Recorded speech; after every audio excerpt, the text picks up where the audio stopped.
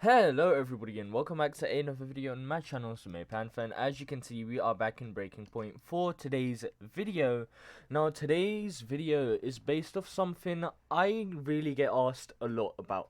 Not only me, any maybe like good player, anyone who really wants to improve in Breaking Point. They ask me, Samir, how do you get better in Breaking Point? How do you get better aim? I keep dying, how do I improve? Well, I'm going to be going through a few things today, so if you're excited for that, make sure to let me know. Make sure to subscribe, like and comment, and make sure to go join the hashtag Fantasy Squad Roblox and Discord. Both links are going to be below in the description, and when you do join the hashtag Fantasy Squad on Roblox, make sure to set it as your primary group to have it set as your clan in Breaking Point, like I do right here. So it's pretty nice, you can go around representing us, and you can wear the merch as a bonus.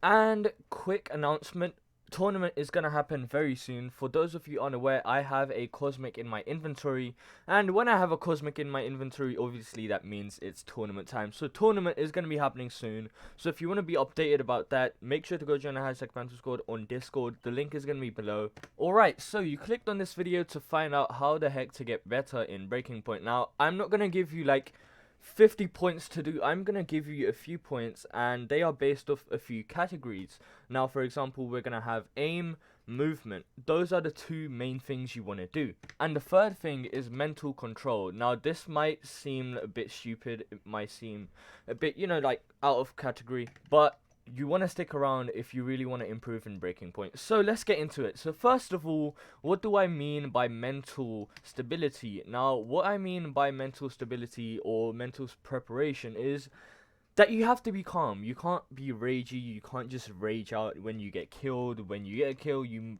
shouldn't get too excited. You should be confident in what you're doing. You should be confident that you're gonna win. Now, don't be overconfident. If you're playing things like duos, you need to be confident in your duo, but don't rely on them too much. You need to do stuff yourself.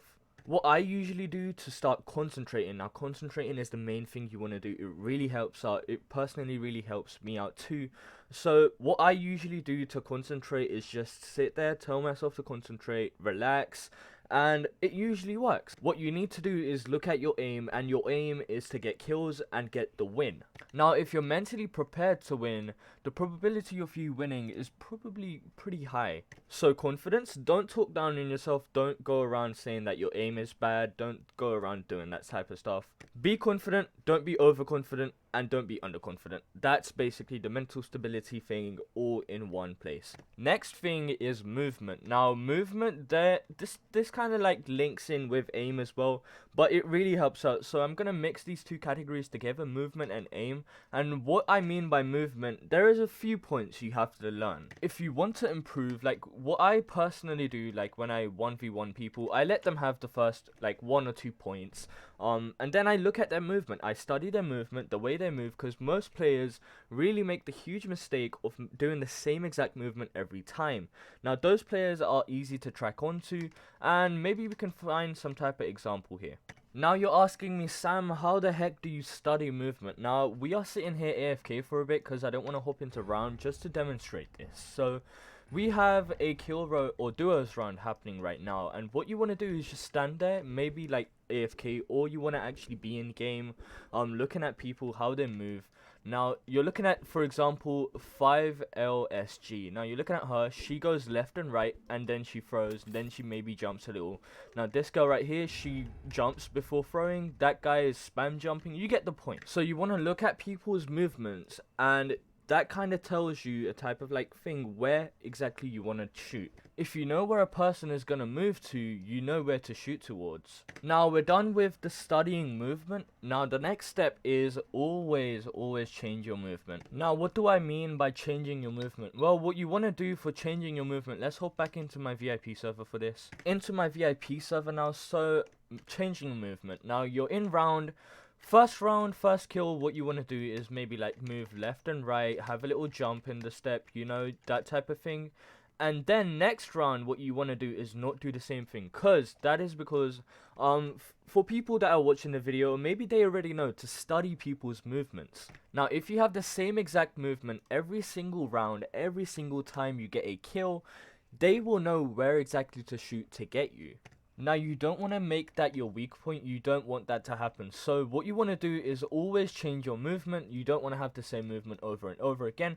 Now, I'm not saying every round change your movement. Maybe if every few rounds.